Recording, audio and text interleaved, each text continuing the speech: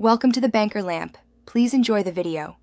In this video, I will show how to make whipped cream stable full guide.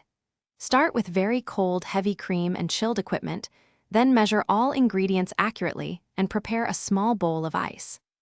Whip on medium speed until soft peaks form, then add your chosen stabilizer slowly while continuing to whip to desired consistency and texture for piping or layering desserts. Pick a stabilizer based on use: gelatin for stable piping, powdered sugar for sweetened stability, or cream cheese for richer texture. For gelatin, bloom in cold water, then dissolve in a warm liquid before adding slowly to whipped cream. For powdered sugar, sift and blend in at soft peak stage. For cream cheese, beat until smooth first, then fold into whipped cream gently to retain air and avoid deflation. In this video, I will show how to make whipped cream stable full guide.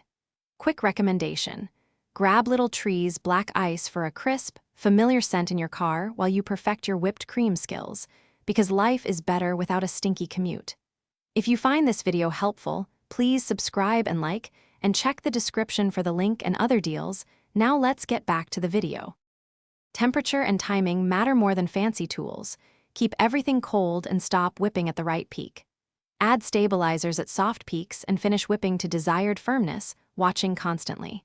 If you must transport or store, keep whipped cream cold and avoid prolonged heat exposure. If it softens slightly, a brief low-speed whisk can bring it back without graininess. These small steps save texture and flavor in desserts. Thanks for watching. If this was helpful, leave a like and consider subscribing. See you next time.